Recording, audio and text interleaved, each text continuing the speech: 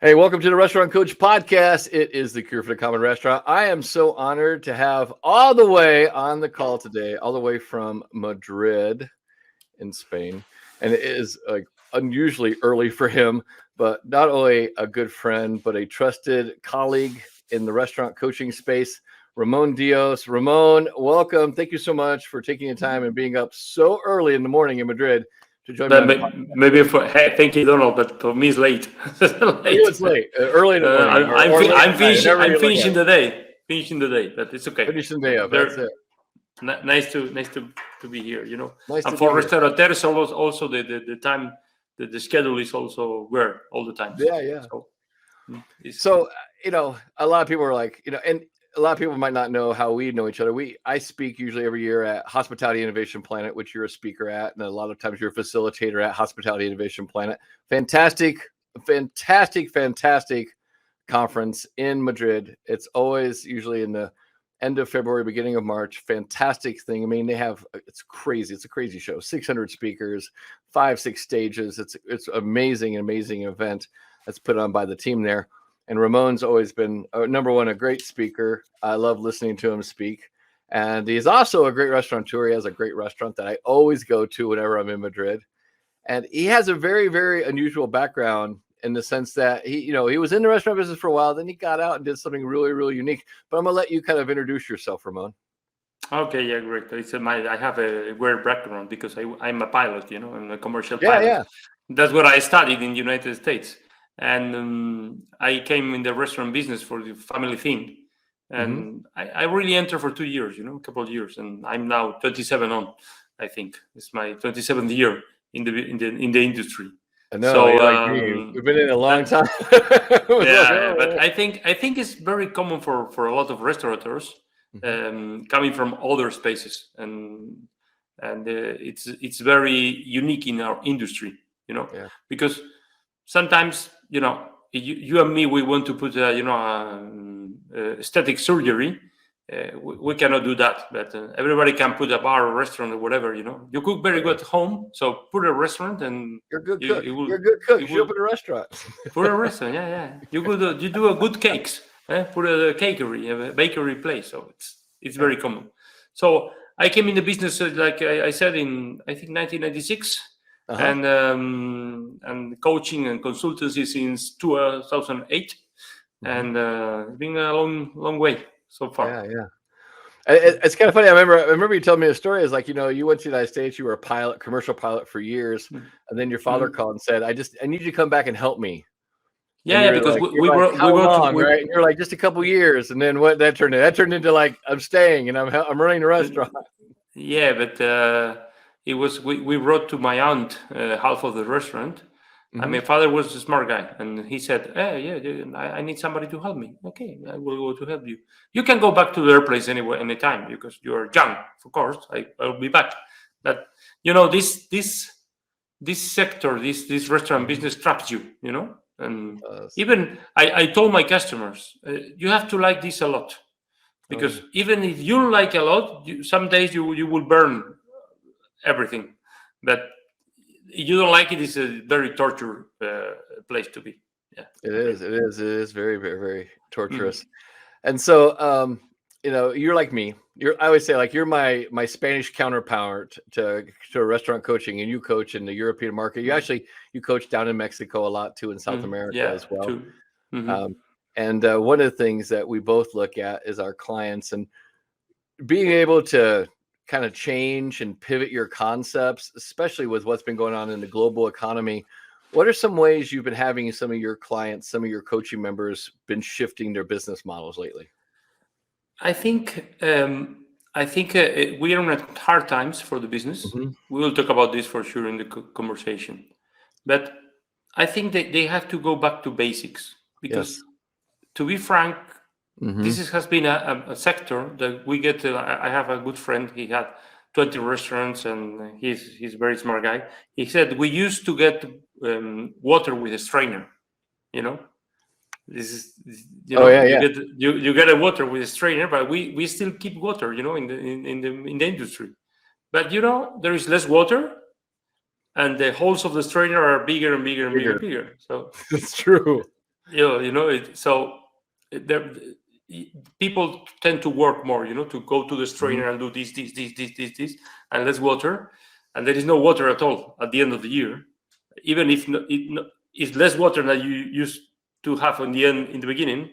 And I think they have to go back to basics. I think they have to go back to more than people to go to be professional, to make a good management, and to have solid basement, and from that good business model, they can pivot anywhere and measure everything you do, because they still nowadays they throw away a lot of money, these marketing things that never work at all, and they keep paying this advertisement.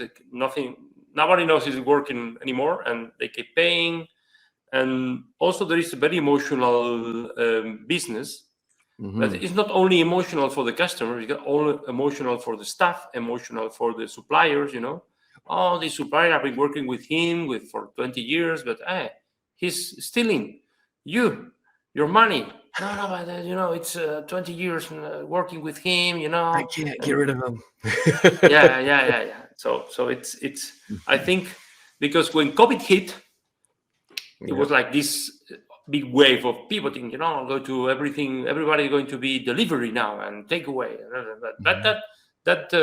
I say the foam of the beer went down, and the good ones on delivery before the COVID are still the good ones on delivery. Yeah. The people who make delivery for 3-4 months well on COVID, it's over, because people is going back to the restaurants.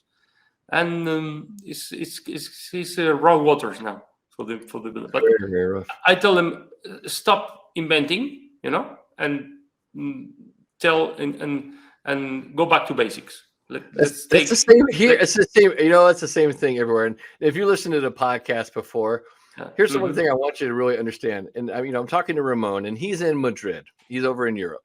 And if you notice something, is that all business problems are people problems. It doesn't matter where you are in the world. We all have the same problems. We have problems with vendors. We have problems with our staff. We have problems with our marketing. We have problems not knowing our fundamentals. It's all the same. All problems in your restaurant are all people problems. You learn from this business. This industry is the same thing everywhere. I made restaurants in China, same speech. Saudi Arabia, same speech. Mexico, same speech. Colombia, same speech. USA, same speech. We have a universal language. That's it. I went to Colombia to make some conferences in last November. Oh, staff problems. Look like here you have staff problems. How the hell? And we have a lot of staff problems here in Colombia. How can? And also suppliers, also cost, also it's the same. Also electricity, and this is the same everywhere. Everywhere. Yeah. Everywhere. So focusing on the fundamentals is the same thing. Focus on the fundamentals. And because I remember when I was with Tony Robbins in a I think it was Business Mastery, and he said a phrase from Joe Gooden that he said, everybody want to do the new thing, but nobody want to do the fundamentals. That's it. And that's it. And now it's internet marketing, and now is the new is digital. Everything has to be digitalization, and you don't have any process at all. What do you want to be digital? So digital is a tool. So if you have a reservation book and you write your reservations, then you can have a digital reservation book. But you don't have any process at all. I don't know, for your kitchen, for wherever. Don't buy the application, because it's never will work. Everybody wants the shiny thing, man. Yeah, it's like you get it. You get the blast app for organizing your time management. But you don't manage your time with the paper. You will never do with an app.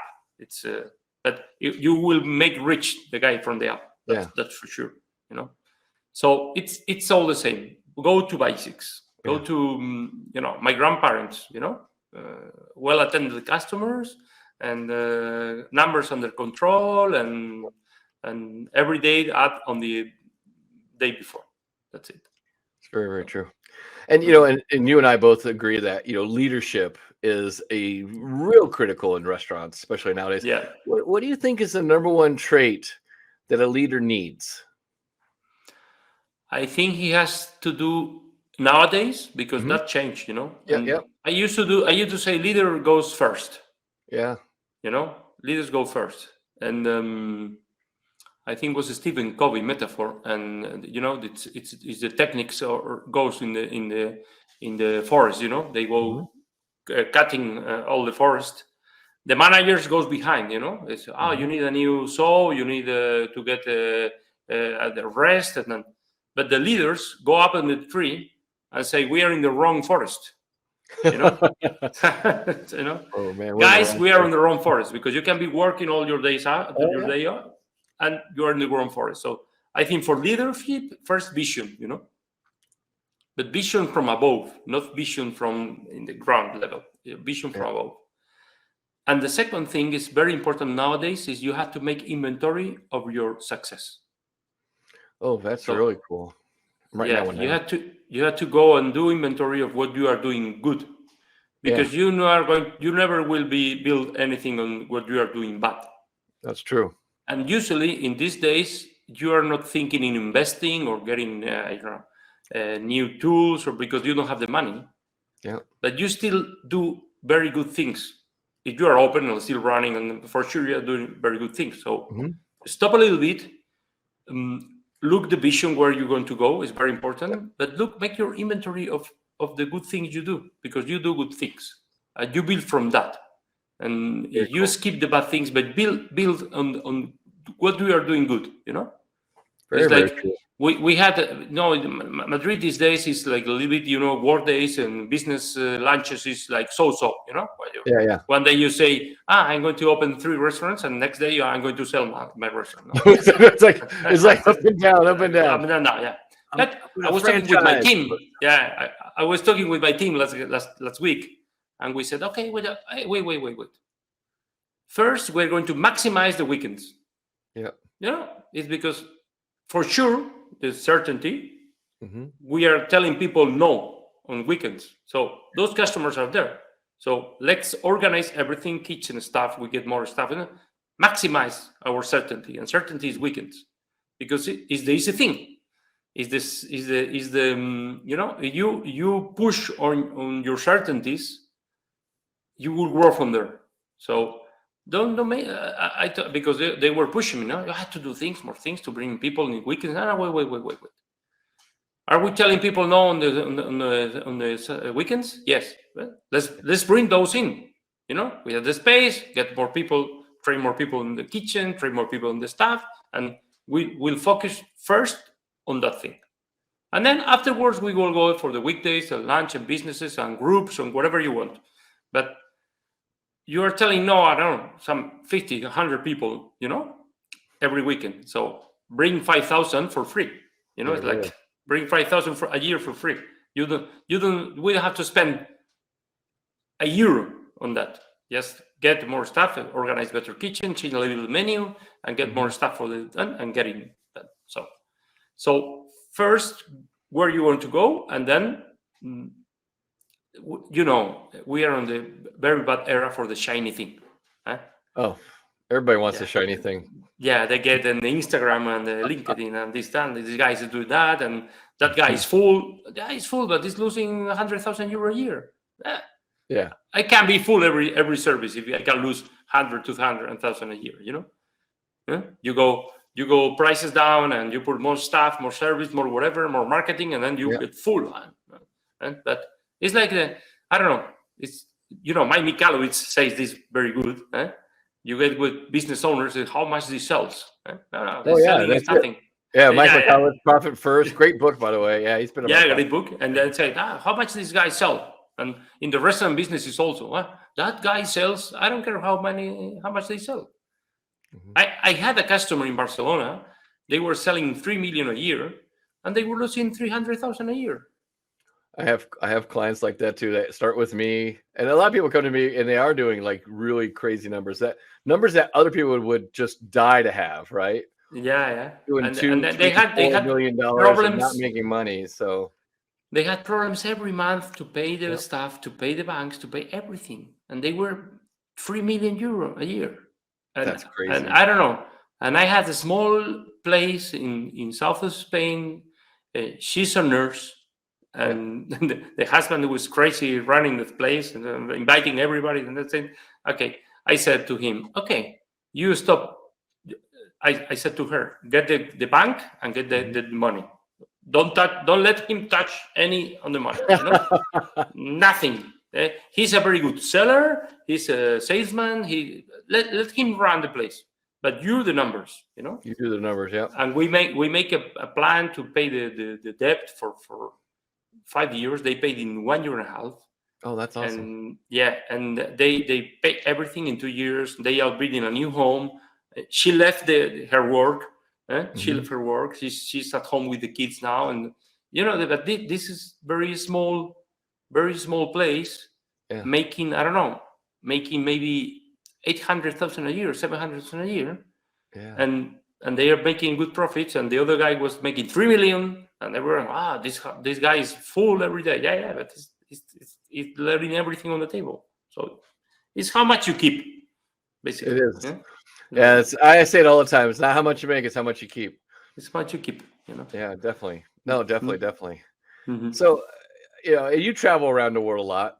What would you say is like the best meal you've ever had? Wow, this is a very complicated question. Very complicated. Because I was president of Young Restaurateurs of Europe for 6 years, so I had the privilege to be in a lot of places with a lot of meals and long meals. But I remember especially one. My vice president for 6 years was Ernesto Yacarino. Ernesto Yacarino is from Don Alfonso, 1890. He has restaurants all over the world because he's in Santa Agata, in the Amalfi Coast, and he closed the restaurant for 6 months. And he and his father and his brother travels around the world in the restaurant he has opened in everywhere. Top Italian restaurant, 2 Michelin stars and that. So we were there in a meeting from the board. And he was closed on Monday, and he said, "We're going to lunch. I bring you to lunch." So small Panda car, and then we go the small Italian roads, and he has a small farm looking to Capri. And we get in a broken table, a bottle of white wine, a mozzarella and tomato sandwich, and the sea, the farm, and the wine. And I told him, I remember I told him, "Ernesto, there is no Michelin stars better than this. There is no Michelin. You could take me any restaurant in the world now. There is no better place like this one, So on the way back, we stop in a cafe, small village cafe, this espresso ristretto from Italy, and go, and back to work. That was, what's the magic of the atmosphere, and the simplicity of the food also. Because, we are a little bit tired sometimes. In that moment, I remember, when we travel a lot with the manager of the association, and the president is coming, and 15 dishes, 20 dishes, 16 wines, and then sometimes I said, "Oh, why another one? No, not another dinner." I used to joke with the manager, "Hans, we go to McDonald's better." No, how you say McDonald's? Yeah, please. We eat a hamburger and sleep. Early flights, late flights. I remember especially that day. Yeah, that was very good day. Awesome. That's awesome.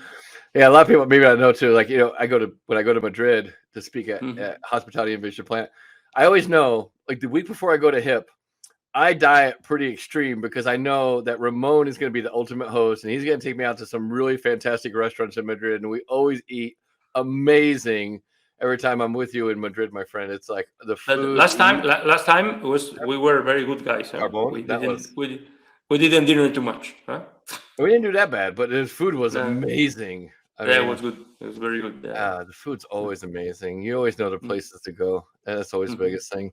So, what do you think is like some of the big problems? And we talked about a little bit about this. All business problems are people problems. What do you see as some of the problems today that restaurants really need to be aware of, and where should they be thinking about in the future? I think the staff thing is complicated because it's a problem with different phases. Yes. You cannot make a simple thing of this. The new generation don't want to work, or there is something. COVID had an issue in this, because people is product of habits. Yes. And you are working in the restaurant business, and you have your habit, and you get your salary, and you go home, and then you are on your life. But suddenly, for 3 months, 4 months, you are at home. And you're at home with your kids or your family, your spouse, your husband, whatever, or alone anyway. And you start thinking. This is the life I want. This is the life I want. So it works to be in the restaurant on Saturdays, on Sundays, on nights, and whatever. Somehow people said, no, I don't want this life anymore. It's true. And so owners. Oh yeah, they don't want it either. Owners said, I don't want this life anymore. And some owners said, I quit. I sell my restaurant. It's over. And some other owners, they said, okay, I'm going to organize different. I'm gonna get more staff. I don't want so many money. I want to be time. Yeah. On addition to this, you see the pyramid of population in United States and Europe is inverted. It is. So boomers are getting retired, but there is no so much young people anymore. Right. That's the second thing, I think. So you have less people to fish, I think. Third problem. In our industry, we used to attract people from worse sectors. Yeah. I mean, it was in Spain. It was much harder to be on the boat fishing all day long than to be on the chiringuito, the restaurant, with being a waiter or a cook. Even it was very complicated turns and 12 hours and 15 hours and whatever, but that was softer than to be on the country field, on the farm, with the cattle, or the fish. But those sectors have been highly robotized now. I read last year that in 1900, 14% of the United States population work in the fields. Yeah. Agriculture. Now, to give food for 100 billion people. Yeah. Now 2% of the population works on the agriculture to feed more than 380 million, because you sell a lot of food to other countries. Yes. So we are now one of the worst sector to work. Yeah. Also, it's like, and when you're the worst sector, who do you pull from, right? Like, that's it. Because you cannot say no. You have to be more bottom of the barrel. You have to be more attractive. Yeah. So now we have to think seriously on making the good turns and making the weekends depends on rotate from the staff. And I think a new agreement is coming. And the three parts of this agreement is the owners, yes, is the staff, and is the customers. Yes. Because I remember Ferran Adrià in a conference in 2016. He said, in the future, the luxury will be having somebody taking a dish to you a plate to you in your table. That'll be the luxury. Yeah. He said that in 2016. That's sad, isn't it? Yeah. Yeah, that'll be a luxury, because we are fishing in that. You see, for example, in Madrid, a lot of waiters went to work for Amazon. Yes. Why? Because they are drivers there. They don't have to be with customers. Customers are person, also people, and they are different, every one of them. And it will be a huge issue for the future. It will be a huge. I think that the staff problem will skip 20% of the market, at least. Yeah. My feeling. Yeah, I definitely agree with you that we have to treat people better. We have to be more conscious. It's not only treat, but also the customer need to know that they are paying for service too. They are not only paying for food. Right. They are not only paying for food.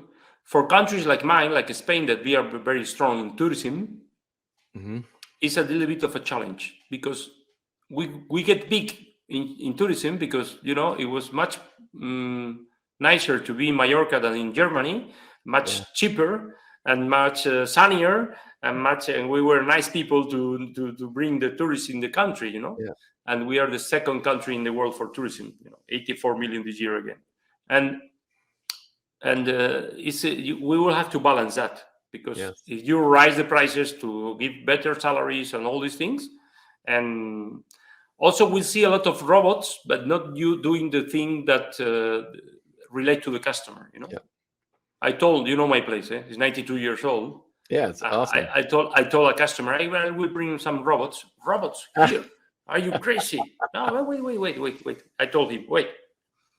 If I put there a small wall, and the robot goes to the kitchen and come back, and there is a waiter here bringing the dish to you, you don't notice any change in the service. Yeah. Because there is no added value on the transport. So for owners, my recommendation is look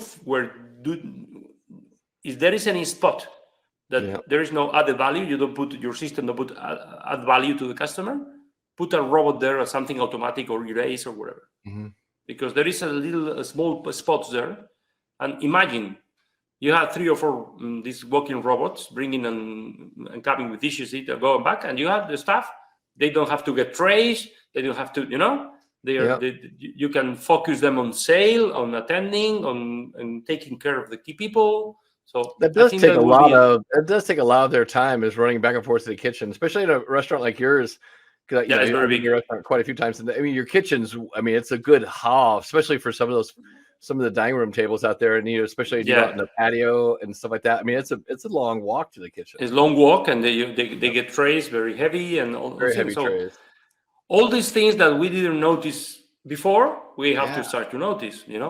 Heavy trays, all these things, and also I think that the staff, especially I told the people, my customers, you don't have waiters, you have a sales team. That's it. Exactly. Yeah, you have a sales team. Yeah. If you don't treat them like a sales team and you don't train them like a sales team, it's your sales team. There is no your transportation team. It's your sales team. And you play a role and motivate it and tell them and make a gamification of it. And then with these new generations, and maybe the small changes, I had my predecessor in the association in Europe, he was a Dutch guy. He had 9 restaurants. He taught me, Ramon, you never turn a knob full. He said, you turn a little bit every knob and then go up again and turn a little bit every knob and then go up again. So you don't make big changes. You make small changes here, there, and then when you go down and go back up again. These changes. This is how you run a restaurant. And I think that's the smart way to do it too. It's very well, because when you make big changes, you alienate people, which is horrible, So I think first thing we have to change as I said, the names. It's not your waiters, your sales team. It's not your cooks. It's your production team. There were a lot of sectors that make these changes. The cashier in a bank is no more a cashier. It's a relationship customer, whatever. Blah, blah, blah, blah. Oh yeah. And, I used to be a cashier. No cashier anymore. Yeah, when I had my restaurants, I never called anybody a server. I called them a dining consultant, because I said, my job as a restaurant consultant is to make your restaurant better, make recommendations to make your restaurant better. As a dining consultant, their job is to make your experience better by making recommendations to enhance the meal and enhance the experience. So I've always liked that dining consultant. To anticipate. Yes. And we say in my restaurant and the training, the teams I train for my clients, attentions. You are here to give attention to your client. Attention comes to attend. To attend. You have to attend the people. You have to be aware of what they want before they want it, just in case, and they feel that, I saw this morning, I was in the service and I saw a customer with the table, it was, so I didn't say anything. I went for a small good. And when I came back, he looked at me and said, I'm visible, you know. And this guy looked from far away and saw me. So I told the staff in the service, don't look to the floor, please.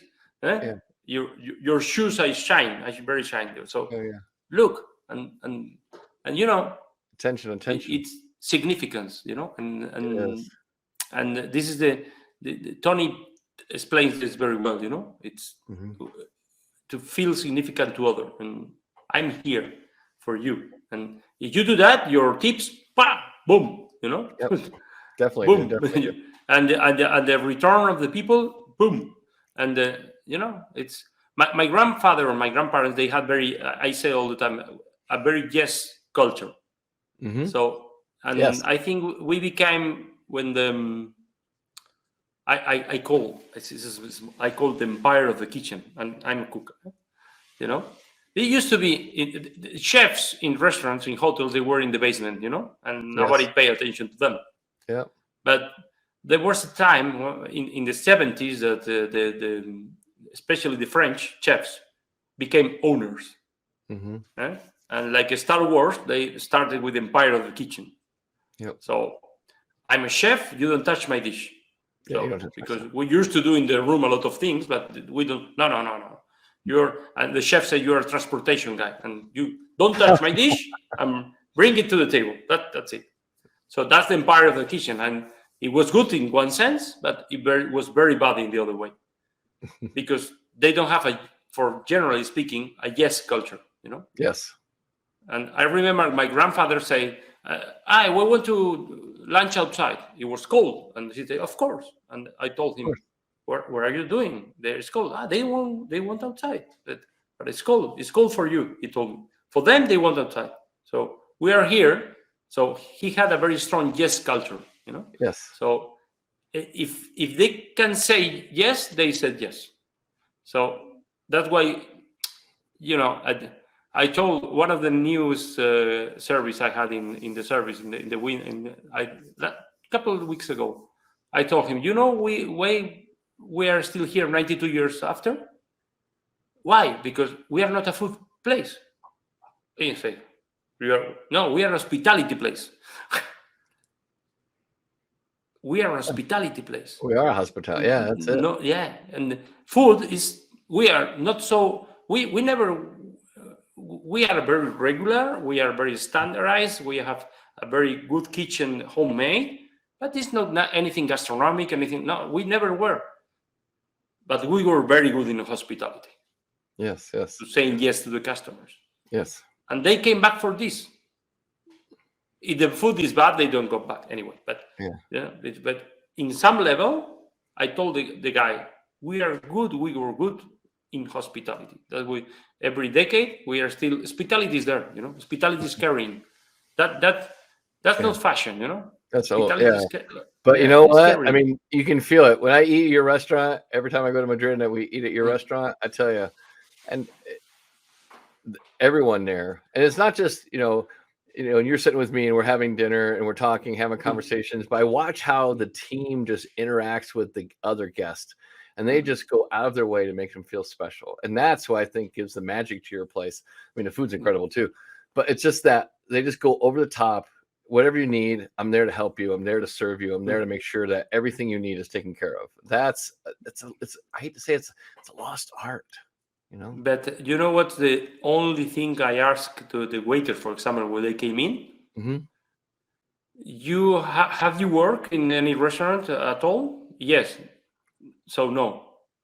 So no. Yeah. No.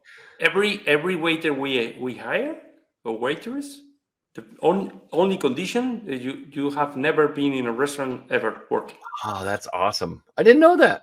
And you've got people that have been with you for years, 20 years. Yeah. You know, the maitre, he's going to retire on December. He has been 51 years with us. 51 years, my God, that's amazing. So, but we have people coming for weekends that they are older than me in the restaurant. They are coming the weekends only for more than 30 years, you know? So it's our system. Sometimes you spend 6 months with the guy. So we hire attitude, you know, hire attitude. So it's you smile, you take care of the people, you take care of your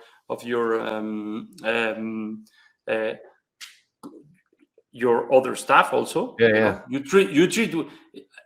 Look, there is no waiter that can treat well the customers if he's treating bad the kitchen. Yeah, that's so true. If you go to the kitchen and you are rude, you are going to be rude to everybody else. with the customer. You're gonna be rude to everybody. Rude is rude. Yeah, if you're rude to the kitchen, you're rude to the. If you're rude to the busser,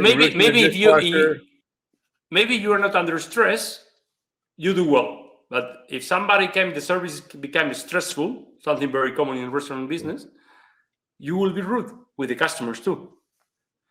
Or you will be rude with the kitchen, and when you go out, people will feel it. They will feel it. They will feel it. That's will feel. That's. I always say I love talking to you because I learned something new.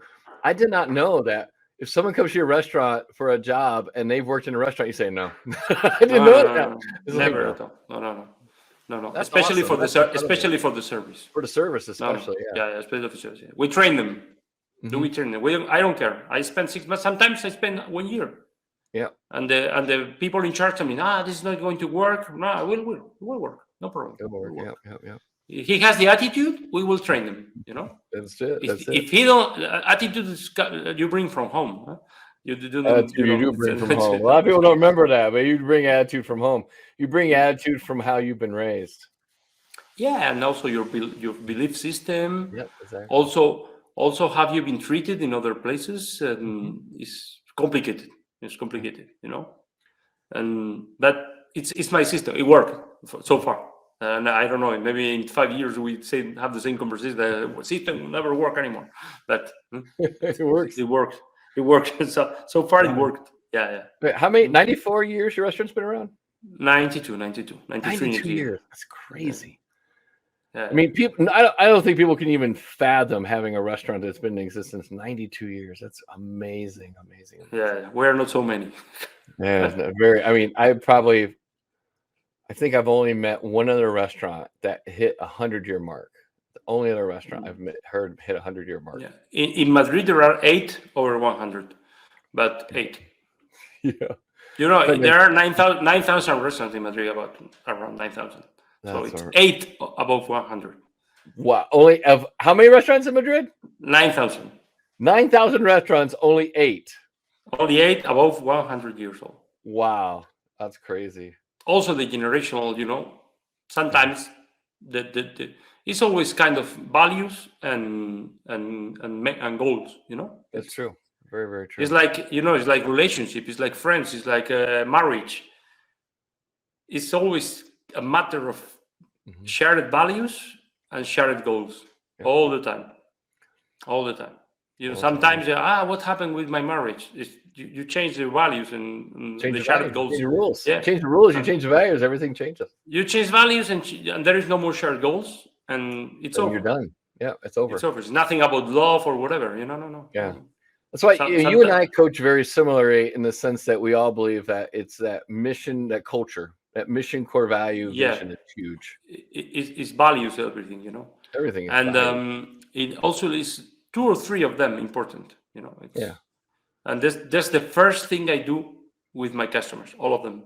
Value list, choose your values, what is important, and we drill down to 10, then we drill down to 5, and then we drill down to the 3, and then we drill down to 1. Oh, yeah, that's awesome. So 1 value, this is the core value of your brand, of your restaurant, Mine is family. Very my restaurant. Family is our core value, We treat each other like a family. We from family owners, family from suppliers, family from the staff. All these things. Yes, families are our customers. Yeah, because that's and I tell the story of my grandparents on again. My father, my grandparents, my grandparents are on the menu. Where everything is family around. Oh, that's the coolest thing. You should mention that. It's like so Ramon was showing me the cover of his menus. And it's a picture of his grandparents. Yeah, in what is today my office used to be outside of the restaurant. That picture is from 1954, I think. That's awesome. That is so cool. And that just shows your 1956.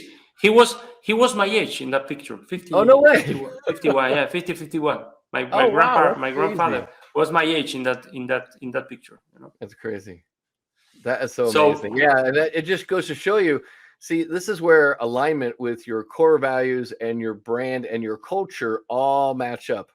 And so, like when you go to Ramon's Restaurant, I mean, you get a picture of why family is so important, and you see it in everything. You see it in the menus, you see it in the history on the walls, you see it in the decorations, you see it on all this, just the nuances and details of the plates. I mean, your plates haven't changed much.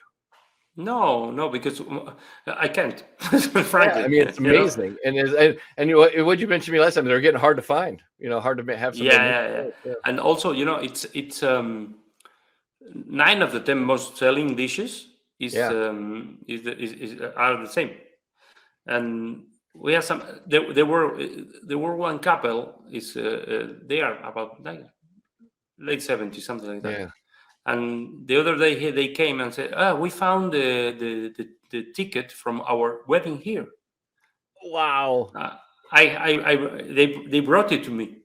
Oh, that's so cool. 1980, and you see the dishes. They're the same. It's the same. Less price, but the same dishes. So that's very nice. When you get on the right spot. The family, all family linkage to the everything. So the values are the most important thing, because when our clients, yours and mine, in the consultants, the coaching business, they have problems. Yep. Usually what they have is conflicting values. Oh, definitely. Yeah, because I want to be very modern but still have tradition. No, you can't. You can't do both. No, you can't do both. I want to walk up the stairs. Yeah, it's like I want to walk up the stairs, but I don't want to take my foot off the step below. It's like, well, you can't go up the stairs if you don't take your foot off the step below. It's like, and they are stuck. Yep, definitely. Because one day they wake up and they say, we're going to make this modern thing, and then they say, no, we stay in the same place. So it's like, it's but usually you cannot see your values from inside. You can't. You can't, because that's why we have coaches, And I was a client the other day, and you have coach, of course. I have tons of coaches. It's current, no? How you have coaches? I told her, this is not a matter of being right. Yeah. This is a matter of you doing the thing most of them you have to do it. Yeah. Because I put the same example. You have to do exercise and good diet, but do you do it? Is the thing, So I told her, of course, I have a coach. Maybe I'm not every week like you, but every 3 months, he called me and tell me, Ramon, what's going on? Let's check your values. The first thing I do with my coach, we get to my values list, and they said, okay, from 1 to 10, first value, last 3 months, 6, 4, 10, 5. It's because I really do believe in balance.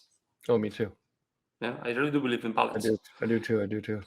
And with my coach, I do that. I get my core values, my list of 6, 10, or 7. I think it's 7 things it's important for me. And then and we see the imbalance there sometimes. Yeah. Or you're pushing too much on this area, and they are skipping this area. So that's why you are, exactly. You have these complicated moments, Like 2 years ago, I was really lost for 6 months. Oh, really? Yeah, I was still running, but the feeling inside, you're lost. Yeah. And I called him. You have to come to Madrid, and because he's from Portugal, and come to Madrid, and we have 1 day, because I'm lost. I lose my drive, and okay, I go. Yeah. And we check the values, everything. And he said, yeah, it's normal you're lost. Why? Because you are focused on one value, and the rest of the values are, so you are resentful with yourself. You're resentful because you are, these are important for you, these values, and you are missing out. You're not doing things because Values is what you do. Yes. I told my customers, no, it's not what you say, it's what you do. Huh? Because you can tell me on the paper, it's very important for me, But what are you doing? But what are you doing really? Yeah. What are you doing? How are you showing up? That's the big thing I always talk to my clients about. But it's and sometimes they have with my customers from 1 year, not before, but wait. This is a behavioral goal, or this is a performance goal, because it's not the same. Yeah. Because I want to have better relationship with my team. Well, how you measure that? It's not so easy to measure. No. So, okay, we are in a habit goal. What shows that you have a good relationship? Weekly meeting, for example? That's not. Yeah, so we check weekly meeting. Yeah. It's like, I want a better marriage. How you measure that is very complicated, but okay, I do one date night every week. Perfect. Yeah. It's now you can check something. So it's how you show up and what actions you take to live those values. That's the truth. Yeah, and then what are you doing really? Because I do believe in real. I don't. In we do every food here. Perfect. You believe in that, but I check your invoices from your supplier, and you are bringing like 30% of the food from outside. No, but I don't have team now to do everything here. So that's not your value. I don't care. Choose. But just choose your value. Live your value. No, your value is you do all the food here in your place. No problem. Put 20 dishes in the menu. No, you don't need anything else. No, you don't need 40 or 50 or 60. No. Because you can tell your customer, we do every dish here. We don't buy anything, cooked outside.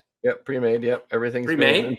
So, but to keep these nice dishes made here at home, we need to keep the food, the menu in 20 or 25 or whatever you are able to.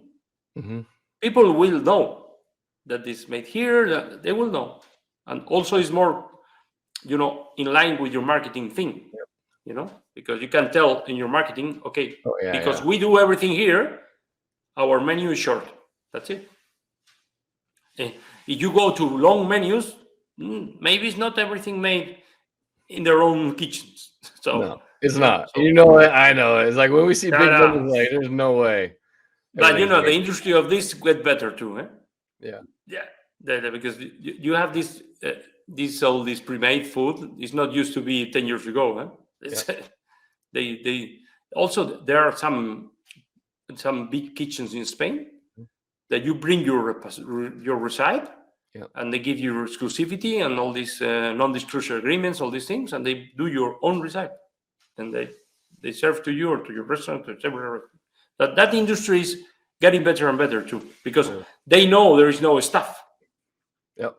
There's no staff. So choose your values. Definitely. Because it's a choice, and make sure your actions show them. Exactly. Make sure your actions show them. Yeah. So every October, I hold a 3-day summit in Arizona, and this year we're doing it's the Restaurant Success Summit. Every October, it's October. This year, it's October 23rd, 24th, 25th. It's in Tucson, Arizona this year, and I actually was very, very fortunate to talk Ramon into coming over and speaking at my summit. So he's going to be one of my speakers. I have 8 other speakers besides me. Ramon's one of my speakers. And the reason I'm bringing Ramon over is because I noticed that my market has extended into some of the, South American market. My books do very well in Spain. In fact, my first book came out in Spanish last year. And so I was like, you know what? I need to be able to give people a little bit more of what they want. So I needed some Spanish speakers that could come and resonate and talk to people. Now, when he speaks at the conference, he'll be speaking in English, but we have this really cool, I call it experts luncheon. So at lunchtime, there's there'll be tables all over the place. The experts all the speakers are going to go out and have a table that they're going to run, and that you can go and find an expert and sit down and talk to them one-on-one. And the nice thing about Ramon is all my Spanish speakers are already looking forward to like, oh, you got a Spanish speaker. I'm so excited. I'm like, it's going to be awesome. I brought Ramon in, and then we got Juliet, she speaks Spanish too. So we're moving the needle in that direction. So talk briefly about what the topic is that you're going to be speaking about at the Restaurant Success Summit. We're talking about the leadership. I call leadership 3.0. Nice. 3.0, because this is changing, and we will need a new leaders in the a new breed of leaders in the industry. And because, like we said with the staff, the new generations, they look for other things in this moment. Maybe in 10 years we go back to the early, because we have a crisis or whatever. But in these days, I think we need to find how this motivation 3.0 goes from, because we have motivation 1.0. It was you work or you don't like it. That's it. With all our history. When we bring industrial revolution, the carrot and the stick, is the motivation 2.0. It's still running the restaurant business. Everyone still uses that one. Still use, You do the good things, I give you a carrot. You do the bad things, I give you a stick. You get the stick. Yeah, but nowadays it's different game, because you with the sticks, carrots. I don't want the carrots. I want an iPhone, or I don't want a stick. Oh no. So we are moving to 3.0, and 3.0 is autonomy. 3.0 is why, sense of purpose, and why this is important. And we will have much leader. I think the biggest important trait in the future of leadership is communication. Oh, huge. Yes. And how to communicate and how to tune with those generations and speaking the language. And that doesn't mean being soft. That doesn't mean being not exigent. Because that's what I thought. They want to work. Yeah, they want to work, but they want their life also. Yeah. And no, they don't want. Yeah. This new generation, you tell them, okay, we have a big event. You have to work until 12. They say, no problem, I will work. Yeah. But 12:1, I leave, because I have my full life organized. I have my full life organized. And you don't tell me in 5 minutes before, no, you have to stay 2 hours more, because I have my full life organized. And it's not, it is important for motivation, is motive for action. Yep. So your motives is not their motives. Your whys is not their whys. That's why most owners are, like banging with their head on the wall. What these guys want? No, they want their own whys. You have yours, because people make things for their own reasons, not for the other way. That's true. That is honest to God true. People do things for their reasons, not your reasons. No, your reasons. Well, the same. The customers, the same. They do the things for their own reasons. So the future is to tune with the reasons, and definitely. To talk more about outcomes, and let them kind of autonomy to get the outcome. Yep. Because I told my customers all the time, the solution, you don't have all the solutions. And the ladies and the hostess hosting people every day has more solutions for hostess that you have, because you're in your office or in the kitchen or whatever. Exactly. So it's the people on the fronts, they have the solutions, So your job is to ask them first. This is very interesting. I went to a customer, I go every year. They have a small camping place with a restaurant, and they grow huge, the business, the restaurant. Yeah. And the second year I went there, they said, what are you going to do? Your workshop? No workshop this year. No. We'll make a workshop with your team. Good. So they're two owners, all the team, all the staff there. We get my white, my white whiteboard there, my car. Yeah. Okay. I gave a paper everyone. So write down things we need to make better in this restaurant. 50 minutes. Okay. Stop. You. So they repeat things. I learned this exercise from Chet Holmes. And then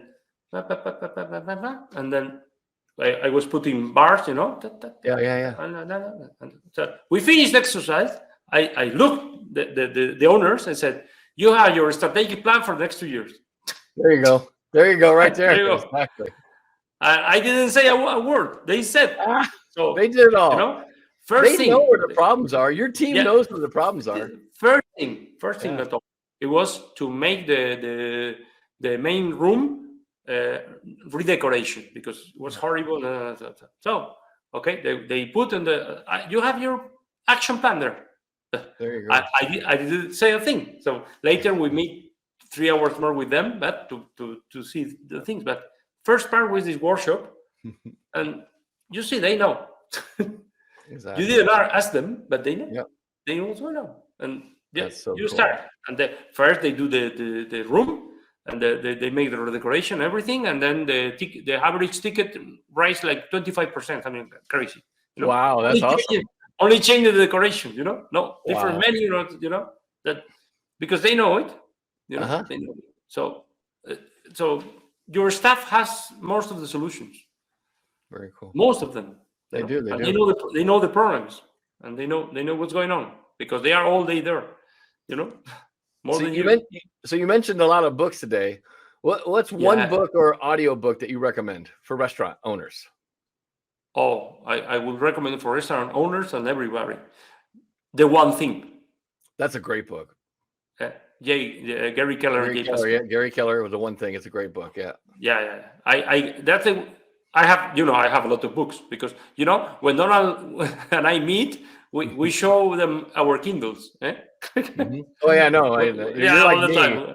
We're like obsessive readers. You see all my books behind me. I see all the books behind you. It's like we're crazy. And I go back to that book every year.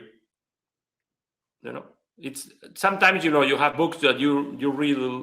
I learned this from Tim Ferriss. The art of not finishing, you know, because sometimes you are reading a bad book and say, no, finish it. Don't waste your time. This is Everyone thinks they got to finish a bad book. It's like, no, life's too short. Or films in the cinema and the theater. It's a bad film. Go. And somebody, you walk out. Yeah, because I only lose the money. Otherwise, I lose the money and the time. I don't lose the time. I just lose them because I paid the ticket. So the money is lost. So I don't lose the time too, you know. So sometimes I went to the theater and said, "This bad film, 15 minutes there, it's just horrible." I leave, and people look to you, "What's going on?" You know. So with books, you do the same. But the one thing, I listen to podcasts from them, but also it's the book. I came back every year. I gave to my older sons, my son and my daughter, and they also they're very, especially my son. He liked it a lot. He goes back. It's a book I have in Kindle. I have in paper. I have everywhere. One Thing, you know, because this. We have a full life, and when somebody tells you are doing too much, it's not that way. And there's you do one thing comes. It's very, and it's all very well written too. So very cool. It's about principles too. It's a great book. No, it's an awesome book. It's an awesome book. And I want to mention real quick too. I do have a great community. It's called the TRC Vault. Ramon is an expert in the TRC Vault, and we have a channel in there just for Spanish speakers. So if you're like, hey, I'd like to get some input and some feedback and get some questions answered, 2 ways you can do it. You can either join up the TRC Vault. It's totally free, and then just go in there. You can find Ramon. It's the restaurantcoachvault.com to sign up. Or if you need to get a hold of Ramon, you can always go to his website with that ramondios.com. Either way. You can contact them there, or you can contact me on Instagram, Ramon Dios 1 with number. Yep. And then it's easy to contact, Easy to contact. Nowadays. So what's one of your favorite quotes? Let's end on a favorite quote. What's one of your favorite quotes of all time? Oh yeah, my favorite quote. This is easy. It's easy. Life happens for you, not to you. That's a great one. Yeah. So it's very important. When thing all I told my customers all the time. In this business, it happens to me because I still have my restaurant open. It's someday everything broke. Looks like you're going to close. You're going to everything, or one day, or 1 month, or a year. And I say, Mike, what is happening this for you? Yep. No, this is happening to me. No. This is happening for you. It's happening for you. And I have a customer now. She has a lot of problems. She's a very good one because, her father died and she took over the restaurant, all the stuff. You know the story, no? It's very common. Mm-hmm. And this is for you, not to you. This didn't happen to you. This happened for you to change, to move to learn something, to do different things. Right. And sometimes I forget the quote, and I have on my wall and everywhere. So yeah, me too. They're all over my wall. When I have difficulties in somewhere, wait. This is happening for me. Why? To me to become what? That's because it right at the there. end is what you become. At the end is what you become. No? So that's I think I don't know what the quote is. I got it from Tony Robbins, and because Tony Robbins was my first coach, really. And to my kids also. What is this happening for you? To you? It's not happening to you. It's happening for you. Mm-hmm. And when you see that from that perspective, all your life change. Yeah, it does. Because totally then you change to solutions mode, not to victim mode. Yeah. Oh yeah, definitely. And then it's like a snapshot. Change to solutions. I'm trendy to. I used to tend to look for solutions all the time. It's how can I solve this? And because when stuff is arguing, hey, wait. How can we solve this? Tell me. Or we can solve this and another thing and another thing, because one option, no option, two option dilemma, three option, then you start having options. So that's it. You gotta have three. At least three. There's always at least three. Yeah, two is just a dilemma. I don't like dilemmas. Two is just a dilemma, and one option is no options. I know, that's horrible. But I'm sure it happens to your customers too. There is no other solution. No, wait, there's more. Think. There's a lot of solutions. No, there's no. It's only other thing. Or how about the people who said, "I've tried everything, Ramon. I've tried everything." That happened to me with a new customer the other day. I've tried everything. We did things. It was a session with this. We did a lot of things in marketing. Okay, make a list. Tell me. I take note. We did a landing page. Wait. We didn't do anymore. I've done everything. I've tried everything. Everything? Everything. Tell me. Yeah. Tell me everything you've tried. Tell me everything. Let's make a list. Let's check how it worked. We did a landing page, and he said, no, it didn't work very well easily because it was hard. Okay, next thing. We didn't do anything else. Yeah, so you did one thing, and it didn't work, so you gave up. Yeah. You gave up, yeah. But it's people problems, It's people problems. And this is very, I told the owners, because especially in small restaurants, because I felt that way years ago, you are really alone. Most of the time. You are. Even if you are surrounded by people, you're alone in your stuff because it's not their restaurant, it's your restaurant. Okay. So. And also sometimes you came home and nobody understands you. Yeah. Because you have to live this thing. So you have to live this thing. Otherwise you don't understand it, It's like you understand it, but you don't know it. You know it when you do it. That's it. And they are most of the time feel really alone, alone. And so it's a pity. If you want to talk to Ramon, if you want to have a conversation with Ramon, you want to just connect with him, just want to follow him, either way, you can either connect with him on TRC Vault, the restaurantcoachvault.com. You can come to, we'd love to have you come to a Restaurant Success Summit in October and meet us in person. And you can get tickets at restaurantsuccesssummit.com for that. It'll give you a whole list of the agenda, all 3 days. It's going to give you a list of the bio of all the speakers too. And also where you can stay at the hotels. It's going to also give you an opportunity to buy tickets. They're a discount right now. I definitely would jump on that as soon as you can. restaurantsuccesssummit.com. You can always find Ramon at his website, ramondios.com, or on Instagram at Ramon Dios #1, like the number one. Yeah. And you can find him on Instagram too. If you contact me from USA or Mexico or Colombia, wherever you are listening this, remember that I'm like 6, 5, 7, 8 hours in different time, and then maybe I took time to answer. I will definitely. answer for sure. It's like 1 o'clock in the morning where Ramon's at right now. So yeah, it's 1 o'clock in the morning. Don't expect me to answer right away. Like in the podcast, right? It might take him a little while. He is in Madrid, everybody. So he is in another continent, half the world away from where we are today. So I want to say, Ramon, thank you so much, my friend. Always a pleasure to talk to you. Always an experience.